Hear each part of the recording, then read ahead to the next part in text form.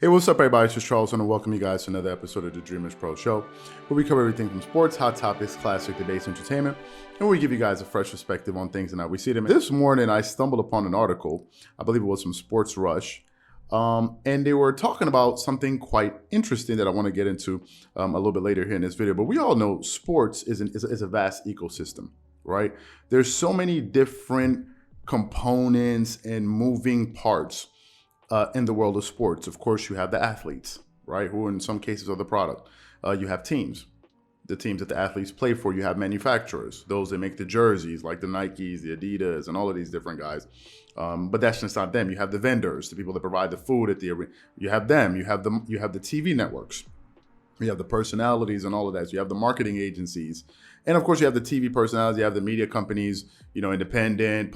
There's so many different moving parts in the sports world. And sports is a money-making machine. If we're talking about the industry, I think in 2020, they generated $400 billion in revenue. They were down, by the way, but they're expected, according to Yahoo Finance, the sports industry is expected by the year 2025 to grow to $600 billion, to be a $600 billion industry. So sports globally is a money-making machine. But once in a while, there's always these moments where we have trouble in paradise, right? It's not all just one kumbaya-thon, hug-a-thon, and everybody's making all of this money. Sometimes you have situations in which athletes and TV personalities or journalists, they kind of cross hairs and they end up going at each other. And that is exactly what happened yesterday when LeBron James took a direct shot at ESPN's Max Kellerman. Now, some of you guys may have missed this. Some of you guys may be abreast with this situation. But basically, this is what happened. Actually, before I get into that, for some of you guys, y'all know Max Kellerman, right? Max Kellerman used to be on ESPN First Take, and he's one of these guys that seems to be known for some of his controversial hot takes. At one point, he said he would take Kawhi Leonard, who's my favorite player, he would take him over Kobe Bryant. He said that, and of course, I think the sort of his most infamous hot take is his Tom Brady cliff theory. That's the one that really gets people up in arms. And basically, he's been saying this since 2016. For some of you guys that follow the NFL, I know some of the people on our channel don't follow the NFL. Some people just like basketball content. So some of you guys may not follow that. So basically, after Tom Brady had an impressive win, the Bucks had this impressive win, a very close game, LeBron James posted a video on his IG story, right? And he basically captioned the video with this, because the video had an image of Max Kellerman that we're probably going to put up for you guys. And basically he said, "When will it stop? Never. Because hot take hate simply sells." Now, for those of you guys who missed Max Kellerman's comment, because you can't hear by looking at that image, I want you guys to take a quick listen to a compilation actually that ESPN put together of Max Kellerman giving his takes on this whole Tom Brady clip theory. So before we go too far, take a listen to some of what Max Kellerman had to say about Tom Brady here. Take a listen to that. Let me start by saying, Patriots fans, listen, okay? I think Tom Brady is the greatest quarterback who ever lived, okay? Are we all clear? He's the greatest quarterback who ever lived. Push comes to shove, over Peyton, over Joe Montana, over John Elway, over everyone I've ever seen. If I had to draft quarterbacks all time to start their careers on my team, I'm taking Tom Brady. Okay, got it? Tom Brady's just about done. It could be his next game he plays, it could be a year from now, but he is going to fall off a cliff. Do you understand what a cliff is? No, it begs an answer. No, I understand what is the cliff? It begs an answer. A cliff is you're here and then you fall off. So how does a demonstration of the fact that someone is still operating at an extremely high altitude change the cliff prediction? In fact, if anything, it reinforces it. Part of the cliff, guys, is that when someone has an off year at a certain age, the assumption by the organization and by the player is maybe they just don't have it anymore. It all adds up, Stephen A. It could be an injury, it could be poor play, it could be a changing team, but they ain't ever the same after 41.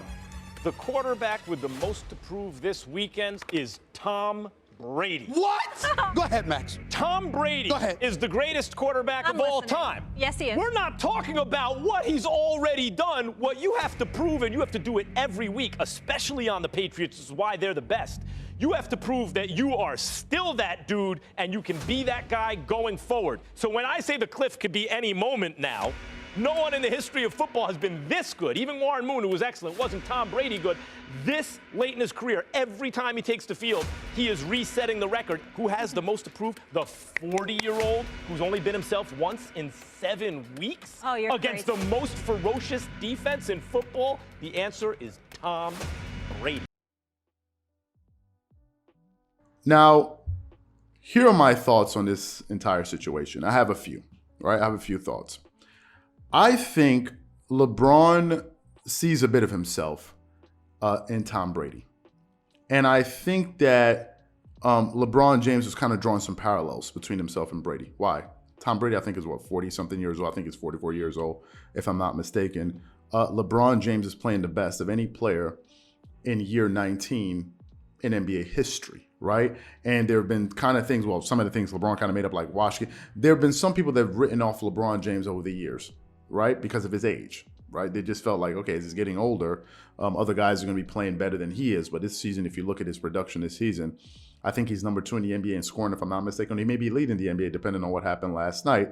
And, you know, he's playing very well. Now, Tom Brady and LeBron James are clearly outliers, right? They're outliers because if you think is part of the, if you think is the norm, then you got to, okay, so show me somebody else in their sport that's played as well as these guys at their advanced age. There's no one, right? So these guys are outliers, and I think LeBron James is kind of drawing parallels, and I feel like as if he's kind of, in him defending Tom Brady, I feel like he's also kind of defending himself. Right? I think that's the reason, one of the reasons that kind of prompted him to go up there and put up, that post on his Instagram story. However, on the other hand, I think LeBron may be a bit myopic when it comes to this particular situation, especially when we're talking about athletes versus journalists. Here's the skinny. You can't have one without the other. You can't have the athletes without the journalists. The athletes, yes, they are the product, and the journalists are the ones who talk about the product. Right? You can't have one without the other. If media personalities don't talk about the product, in this case, the athletes, however you want to make it sound, the products, whatever it is, it's the reality. You guys can talk about the athletes, right? But we're talking about the product. Basketball is a product. It's a business, right? They're selling a business. If the athletes don't talk, if the media personalities don't talk about the products of the athletes, then it simply won't sell. Period. End of story. If networks don't cover games, the athletes who are performing these sports, these very highly skilled sports, they get no coverage. They get no exposure. And if there's no exposure, there are no fans who will be watching, and therefore there will be no advertisers. And if there's no advertisers, there's no money. Sports is an ecosystem. It's like the person who designed the iPhone believing that he's the sole reason that iPhones do so well, without taking into account, manufacturing, engineering, advertising. There's so many things that go into great products. It's not just the design or the product itself, right? If you write a good book, but you can't sell it, how successful was the book if nobody read it, right?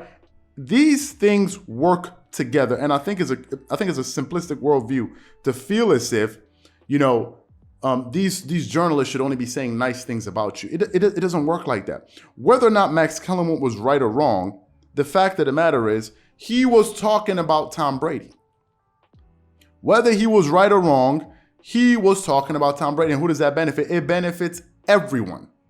It benefits the people watching Tom Brady. It benefits the networks. Tom Brady's name is in the airwaves. People are going to be seeing him. People are going to be buying his jerseys. People are going to want to know what's going on with Tom Brady. It benefits everyone, as long as he's not going out there telling lies on the guy or trying to, defame him and,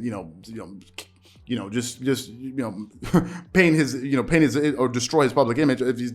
As long as he's not doing that, it benefits everyone. The teams benefit from it. Tom Brady himself, but everyone benefits. It seems as if, on one hand, LeBron is looking for people just to say nice things about him, and in reality, you can't have that. There's some athletes that get very offended if journalists don't say nice things about them. And that's just not the reality. Here we run a business, a sports media company here. People leave comments. We just posted a video the other day. Video has like 10,000 views, 100,000 comments. What are you going to do? Tell people they can't say this? It's their right. It's their bleeping right. As long as they're not there lying on us or cursing us out. I mean, those are different things. People have a right to their view. But the fact of the matter is, people are there, they're watching your content, they're engaging with it. Whether they agree with you or not, at least they're engaging with it. So you benefit. And people also have the option to go out there and say their opinion. It's a free world, for God's sakes. What are we going to do? What are we going to do? Curtail what sports journalists can say if they're not saying what we want them to hear? That's madness. So Max Kellerman saying that it's a hot take, of course it's going to get attention, but he's doing his job. Did he lie on you? No, he's giving his take. Who wants to sit there and listen to somebody just be boring? Nobody does. So he's doing his business, his media. And it just blows my mind that some people don't get this.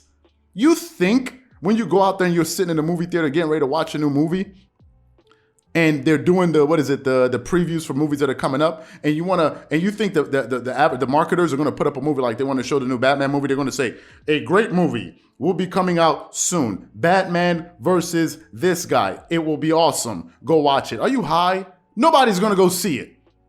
They have to juice it up. The greatest battle of all time, The Dark Knight. This is called marketing. Where do we live? Where do some of you guys? Where do people live? So you have to make things interesting. You just can't be just sitting up there saying things in a regular way. It doesn't work like that. This is business. This is media. And that's how it works. You think they're just going to make a phone like we're talking about the iPhone earlier. They're going to make a phone they want to make a phone that looks good, that looks cool. These are all things that is going to help the phone sell. Some people can say, but why does it have this many apps? All you need is just an app to make a call, send text messages, and maybe your email and browse the internet. What's all of this stuff? Why are they sending me a clock? Why are they sending me a cockle? I don't need all of these things. You don't need it, but it adds more value to the phone. It makes it easier to sell. The ergonomics of the phone help people better because you can integrate it with your everyday life. So what are people talking about when they say, it's just hot takes? It's not hot takes. He's doing his job. Those are my thoughts and opinions on this. Whatever you guys think, please leave your thoughts and comments in the comment section below. Again, if you enjoyed the video, be sure to make sure you go ahead and hit the like button, hit the subscribe button, and hit the notification bell to be notified whenever we drop our content. Once again, this is Charles here from Dreamerspro. Wishing you guys an amazing day and catch you guys on the next episode. Peace.